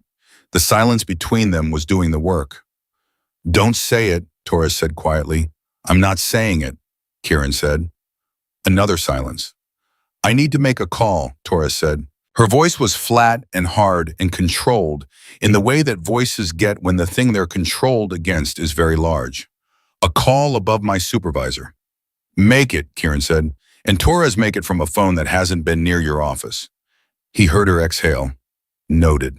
He drove for another 10 minutes while Marco worked the problem from his end, running Patricia Carver's name through everything available. Credit cards eased past phone pings. At 7:41, Marco called back. Patricia Carver used a credit card at a gas station on Route 9 heading north at 6:58. That's 40 minutes ago. Route 9 North goes to on the Lakeshore exits. Kieran, there's a property in Lakeshore. I almost missed it. It's registered to Patricia's maiden name Haas. A small vacation cabin. Been in the family since the 90s. A family cabin under a maiden name. The one thing that wouldn't show up in a standard search. The one thread that was thin enough to slip through unless you pulled everything and laid it end to end. Send me the address, Kieran said, and call Torres. You are going up there. Tell Torres where it is, Kieran said. Tell her I'm 40 minutes out. Kieran, tell her to come fast, he said, and tell her to come quiet. He drove north. The city fell away, and the roads got wider and emptier, and the morning light was doing what morning light does in early fall, cold and very clear. The kind of light that makes everything look slightly more real than it is, every edge sharper, every shadow darker. He drove and he thought about Josie, who had red hair and laughed too loud and told bad jokes to keep the other girls from falling apart. And he thought about Nadia's voice when she said the name, the particular tenderness of someone describing a person they'd had to be strong around, which meant this was someone Nadia had wanted to protect and hadn't been able to. He wasn't going to let that be the end of it. Not today. 43 minutes later, he turned onto a dirt road off the main Lakeshore route and drove it slowly until he saw the blue Volvo. It was pulled behind a stand of trees at the side of the property, half hidden the front bumper, visible only because the morning light caught the chrome at the right angle. He stopped his car 200 yards back and got out and walked the rest of the way on foot on the grass beside the road quiet. The cabin had one visible entrance from where he stood. A light was on inside. He could hear a voice, one voice female, talking in a low, continuous murmur that had the cadence of someone trying to keep a situation calm by sheer force of words. Patricia Carver. He moved to the side of the cabin, his back against the wall, and he listened. Her voice came through clearly. We just need to wait a few more hours, Patricia was saying. Dennis is coming. He's going to be here, and then we'll all go together, and this is going to be fine. You just need to stay calm. A different voice. Young, thin, with something that was trying very hard not to be panic. You said that an hour ago. Josie. I know, Patricia said. I know, but it's true. We just need... Where are we going? Josie said. If Dennis is coming, where are you taking me? Where am I? Somewhere safe, Patricia said. Quickly. Too quickly. That's not an answer. Silence. Kieran pressed his back flatter against the wall. His phone was on silent. He had no way of knowing how far behind him Torres was, but Torres had the address from Marco, and Torres drove like she moved efficient and fast. He needed 10 more minutes, maybe 15. He texted Marco, "I'm at the cabin. Josie is inside. Patricia is with her. No sign of Dennis Carver. Marco Torres is 20 minutes out according to her. She called us direct." Kieran looked at the door. 20 minutes. 20 minutes during which Dennis Carver could arrive changed the calculation entirely, turn a containable situation into something with more variables than anyone wanted. 20 minutes during which Josie, who was 17 and had been in this for a month and who kept laughing to keep other people going, was sitting in a cabin with a woman who was not her friend, waiting for a man who was worse. He made a decision. He walked to the door and knocked. The voice inside stopped immediately. Silence. Then Patricia Carver's voice, very carefully, "Who is it?"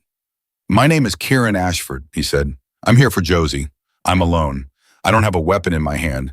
I'm going to ask you to open the door, and I'm going to ask Josie to walk out, and then whatever you do after that is between you and the people who are 15 minutes behind me." A long silence. Then Josie's voice right up against the door close. "How do I know you're real?" Kieran almost smiled. Even through the door, it hit him the instinct to question, to not simply open a door because a voice told her to. Even now, even scared, she was thinking. "Call Nadia," he said. "She has a phone. Call her right now and ask her if she knows a man named Kieran." A pause, sounds of movement. A minute passed. Maybe more. Then the door opened. Josie was 17, red-haired, pale in the way that a month of fear makes people pale. And her eyes were red at the edges, and her chin was up at an angle that was clearly conscious. Clearly chosen the physical decision to not let anyone see how close to the edge she actually was. She looked at him. "Nadia says you're the one who found her," Josie said. "That's right." "She says you stayed." "That's right." Josie looked at him for one more second. Then she stepped through the doorway, and she stood beside him on the step, and she didn't look back at Patricia Carver, and she didn't say anything else. Behind her, Patricia Carver sat in a chair with her hands in her lap, and she was looking at the floor with the expression of a woman who has just watched the last door close. Torres arrived 14 minutes later with 2 cars. She cuffed Patricia Carver in the cabin, and she brought Josie to the second car, and she looked at Kieran standing on the dirt road, hands in the pockets of his jacket, watching it all come to a close. She walked over. "Dennis Carver is in custody," she said. "They picked him up at the Route 9 junction 20 minutes ago. He had the girl's documents in the car." She paused. "And he had a second phone, call logs going back 2 years, every client, every transaction, every name." Kieran looked at her. "Every name," he repeated. 47 numbers, Torres said. "We've already matched 11 to real identities in the first pass." She held his gaze. "It's going to be a long few months." Kieran nodded. Torres looked at Josie in the car, then back at him. "She asked to call Nadia," she said, "before anything else. Before her parents, before any of it. She asked to call Nadia." Something in Kieran's chest moved, slow and specific, like a thing that had been locked settling open. "Let her," he said. Torres nodded. She turned to go. "Torres," Kieran said. She stopped. "Your supervisor," and he said. "Ruiz is above him, you know that." She turned to look at him. Her jaw was tight, her eyes were clear. "I know," she said. "Make the call you need to make," he said, "before the end of the day." She looked at him for a long measuring moment. "You know something I don't." I know that careful men get less careful when they're scared," Kieran said. "And a lot of people got scared this morning." Torres turned and walked back to her car, and she made a phone call standing next to the open door, with her back straight and her voice low, and Kieran watched her do it and felt something he hadn't expected to feel on a cold morning at the end of a long night. Something that felt quietly and without ceremony, like the right thing finally happening. Torres made the call. Kieran didn't hear what she said, but he didn't need to. He watched her stand by that car door for 11 minutes without moving, and he watched her face go through things, anger, precision, the particular controlled grief of someone who has just confirmed that the rot reached someone they work beside, and when she finally lowered the phone and came back to where he was standing, her expression had settled into something clean and hard and absolutely decided. "Ruiz is taking over," she said. "Effective this morning. My supervisor is being placed on administrative leave pending investigation." She said it the way you say something when you've already processed the worst of it on the phone, and now you're just reporting the facts. His name is on 2 of the 47 numbers. Kieran was still. He was a client, Torres said, flat, like a door closing. Not just a leak, a client. The words sat between them for a moment with all of its weight. How long have you worked under him? Kieran said. 6 years. He didn't say anything to that. There was nothing to say. 6 years of working beside someone and not knowing 6 years of building cases and filing reports and trusting the structure of the thing, and the structure had a man like that inside it. That kind of knowledge didn't land cleanly. It landed in layers, and some of the layers didn't arrive until much later in the quiet. I'm sorry, he said, and he meant it plainly. Torres looked at him. Don't be sorry, just stay available. Ruiz is going to want a statement. From me. From you, specifically. She almost smiled, just barely. He said, and I quote, that whatever Ashford did this morning, he wants it in writing while the details are still fresh. Kieran looked at her. Ruiz wants a written statement from me. Apparently. The world is changing, Kieran said. It changed last night, Torres said, when a girl ran through a back door. She walked back to her car and the convoy moved out. Josie in the second vehicle, Patricia Carver in the third, and the dirt road went quiet, and Kieran stood there in the morning cold for a moment and let it all settle. The way you do after something is over. The way you stand for just a second in the aftermath and take inventory of what's still standing and what isn't. Everything he'd planned to do that evening at set at the Vasquez problem, the Harbor District, the slow, regular business of the life he'd built and maintained for 20 years, none of it had happened. None of it had mattered. He'd sat down for a quiet dinner, and a girl had come through a door bleeding, and now there were 47 names on a call log, and Edmund Price was in custody, and Dennis Carver was in custody, and Glenn Hargrave was somewhere on the run in a city that Kieran knew better than him. He got in his car and drove back toward the city. On the way, Marco called. Glenn, he said, we found him. Kieran's grip tightened once on the wheel. Where? Bus station on the south side. He bought a ticket to Harfield. Cash. Sal's people have eyes on him. He's sitting in the waiting area with his bag, and he thinks he's invisible. Glenn Hargrave, who had walked into set the previous night with the easy confidence of a man who had never once been held accountable for anything, was sitting in a bus station with a bag of cash trying to become no one. Does Torres know? Kieran said, sending it to her now. Good. He thought for half a second. Don't touch him. Eyes only until Torres' people get there. I want him in a courtroom, Marco. Ruiz has his phone records. Carver has his name in 47 transactions Cole is singing. And Torres has his face on 3 separate security cameras at locations he was never supposed to be near. I want him in a courtroom where all of that lands on him at once. He paused. Let the law have him. It'll hurt him more than we would. Marco was quiet for a moment. That's different from how you usually think about things. This is a different kind of situation, Kieran said. He drove. Glenn Hargrave was taken into custody at the South Side bus station at 9:17 in the morning by 2 of Torres' people, while Sal and Marco's men watched from across the terminal and did nothing exactly as instructed. Glenn didn't run. He looked up at the badges, and he looked at the faces above them, and the calculation that had been running behind his eyes since the moment he'd walked out of Sete finally stopped running, because the math had finally come back the only way it could, and Glenn Hargrave, for the first time in his adult life, had run completely out of moves. Kieran got the text from Marco while he was parking outside the building where Nadia was. He sat in the car for a moment and worried it. Then he got out. She opened the door before he knocked. Again. He was starting to think she didn't sleep so much as wait. That rest was still something that happened to other people, that her body hadn't yet gotten the message that the immediate danger was over and she could afford to be off watch for a few hours. She looked at his face. Glenn, she said. In custody as of 20 minutes ago, he said. All of them. Price, Carver, Cole, Glenn, Patricia. All of them. Nadia put one hand on the doorframe, just rested it there. Her eyes went somewhere distant for a moment, not unfocused, just traveling to a place inside herself where she was processing something too large to process on the surface. And Josie, she said. Safe. Torres has her. She's being taken to a hospital for evaluation. Her parents have been called. Nadia's hand tightened on the doorframe once. Then she let go of it slowly and stepped back and sat down on the edge of the bed and put both hands flat on her knees and looked at the floor. Kieran came in and sat in the chair. The room was quiet. "I keep waiting to feel something I recognize," Nadia said after a while. "Like relief, or I don't know, something that makes sense, but it just feels like everything is still moving, but the thing that was chasing it has stopped. And I don't know what to do with that." "That's what safe feels like," Kieran said, "from the inside when you're not used to it." She looked up at him. The echo of what Torres had decided her wasn't lost on her. She recognized it, and her mouth moved very slightly at the corner. "Someone told me something like that recently," she said. "I know," he said. She looked at her hands. "I want to see my mother." "I'll take you," he said. "Today, as soon as you're ready." She nodded. Then she said without looking up, "She's going to feel guilty.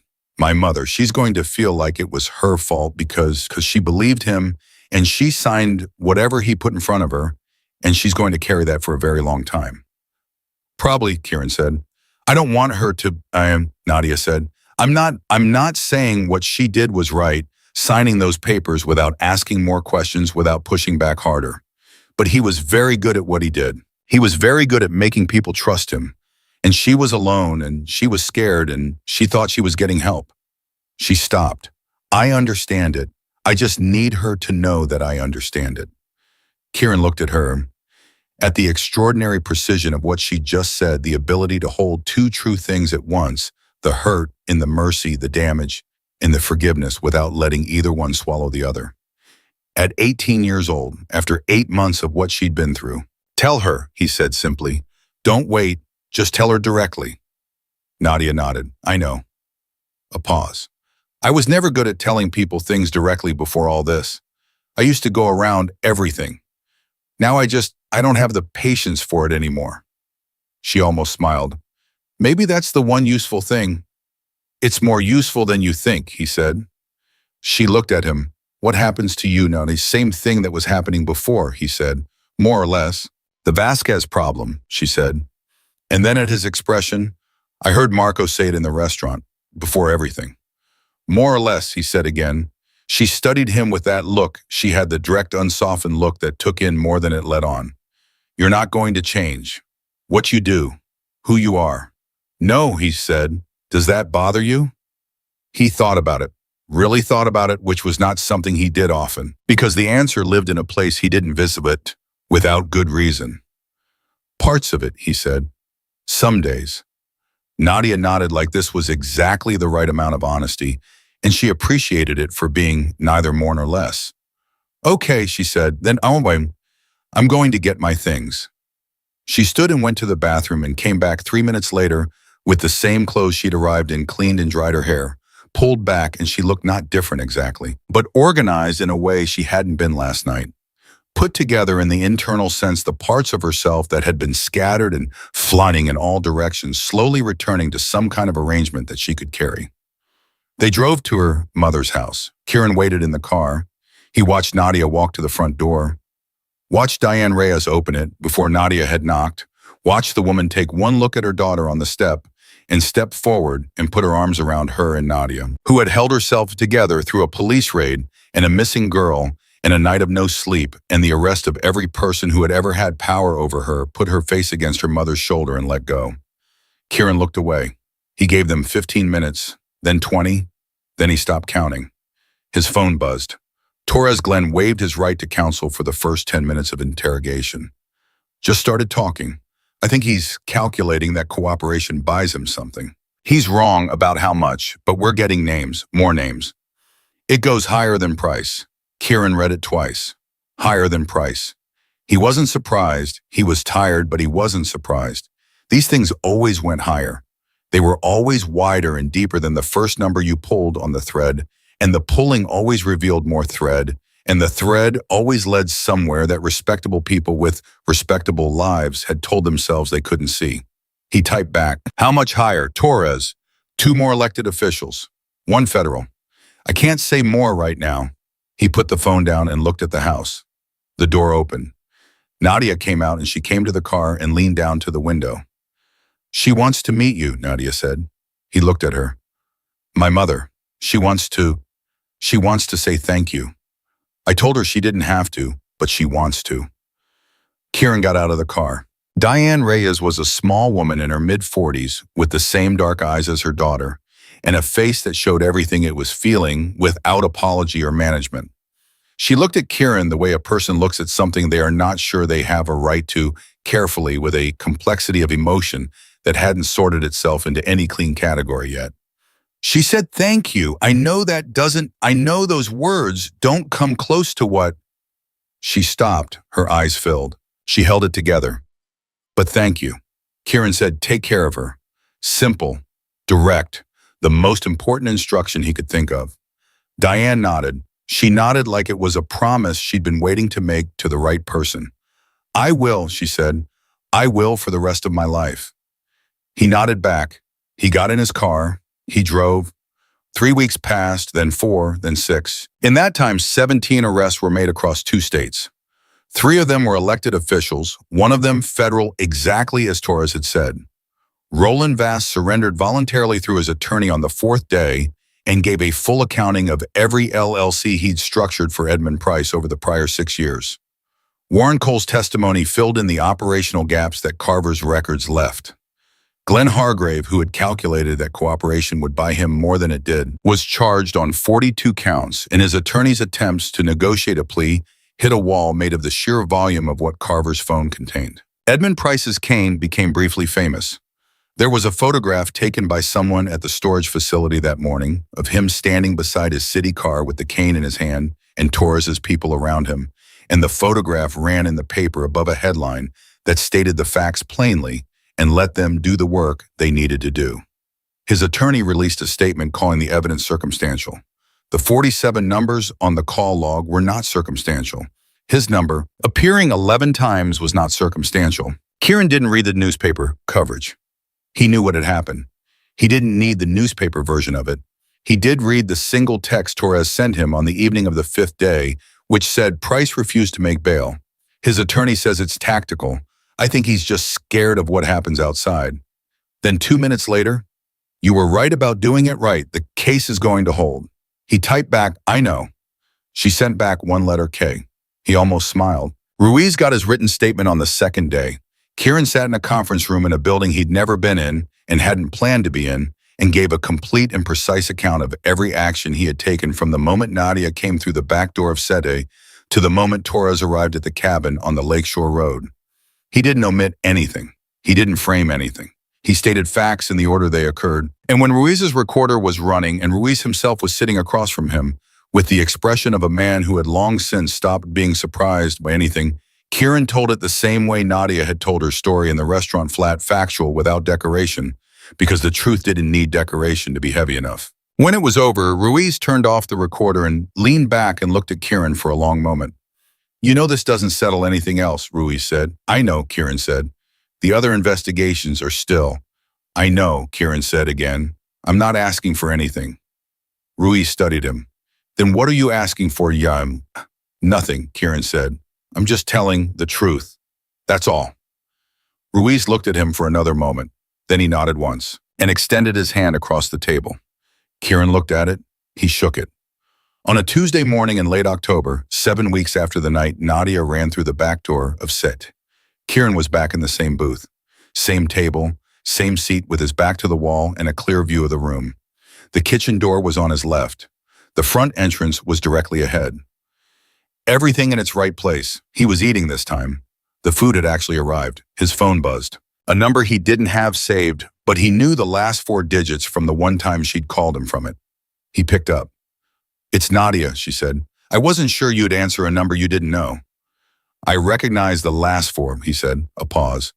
"I'm starting at community college in January," she said. "I registered today. I'm going to study. I haven't decided completely, but I think I want to study social work. Or law. Maybe both. I don't know if you can do both." "You can do whatever you want," he said. That's a very corny thing to say. "I know, it's also true." She made a sound that was close to a laugh. More than close. Almost all the way there. "I'm also Torres connected me with a woman who runs a nonprofit. For survivors. She wants me to talk to some of her clients. Just talk." I said yes. Good, he said. I didn't know if I should. I don't feel like I have anything figured out. I don't feel like I'm a person who has answers for anyone. You don't need answers, he said. You just need to have been through it and come out still talking. That's the whole thing. That's what the people who need it can't find anywhere else. She was quiet for a moment. I wrote you something, she said. A letter, an actual letter on paper. I wasn't going to send it because it felt, I don't know, it felt like something from a different century, but I'm going to send it. All right, he said. You don't have to write back.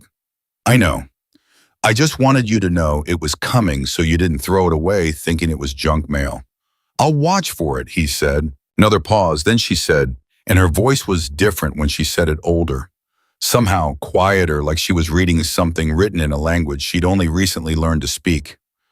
I don't think I would have made it through that door if I'd known what was on the other side. Not because the other side was bad, because I wouldn't have believed it was possible. I would have assumed it was a trick. She stopped. I just wanted you to know that I know how unlikely it was. And I know what it cost you, even if it didn't cost you anything obvious. I know it cost you something. Kieran sat with that for a moment. The food in front of him had gone slightly cold and he didn't care. It didn't cost me anything I wasn't glad to spend, he said. She was quiet. Then, okay, I'm going to go. My mom's making dinner and she tries to feed me constantly now, like she's making up for something with pasta. Let her, he said. I know. And then simply without drama, take care of yourself, Kieran. You too, Nadia. The call ended. He set the phone down on the table and looked at the kitchen door and thought about the night she'd come through it, bleeding and soaking wet, and shaking so hard the trembling had lived in her bones, and thought about the way she'd said, "He's been selling me," 3 words that had changed the shape of everything that followed, and thought about Amara holding the older girl's hand in that storage unit, and Josie's chin at that angle on the cabin step, and Diane Reyes stepping forward before her daughter had knocked, and Torres making the call that needed making from a phone that hadn't been near her office. He thought about all the things one open door had led into the world. The letter arrived 4 days later. It was in a plain white envelope with his name on it in handwriting that was careful and deliberate, the handwriting of someone taking their time because the thing they're writing matters. Inside was a single page, both sides, and it said the things she'd wanted to say, and some things besides, and he read it twice through, then a third time. And then he folded it exactly the way it had arrived and put it in the inside pocket of his jacket close. He wore that jacket for a long time afterward, not out of sentiment or so he told himself, just because it fit well and it was practical and he was a practical man. But he never moved the letter. There are men who live their entire lives on the wrong side of every line the world draws, and some of them die on that side, and the world writes a simple story about them, and simple and sealed and without room for anything complicated. And then there are men who do the same, and somewhere in the middle of it, through some door they didn't plan to walk through, something gets in, something small, something the weight of a folded piece of paper, something that doesn't redeem the past and doesn't clean the hands and doesn't resolve into anything as tidy as a lesson or a change. It just grows, quietly, without announcement, in the place where something hard and long settled has cracked open just enough to let in a little light. Kieran Ashford went back to his life the way water goes back to its level, fully and without visible seam, the surface closing over so smoothly that someone watching from the outside might have said nothing had changed at all. But he knew, in the specific private way that only the person carrying the thing ever truly knows. He knew that on a specific night in a specific restaurant, a girl who had every reason to stop trusting the world had looked at a stranger and told him the truth, and the stranger had looked back and not looked away. And that small, unremarkable act of just looking had pulled 17 people out of a burning building that the rest of the city hadn't even known was on fire. He hadn't become a different man. But something in him had remembered what it was to be a man who could still be moved by the right thing, and that small and green and growing in a place long buried turned out to be enough.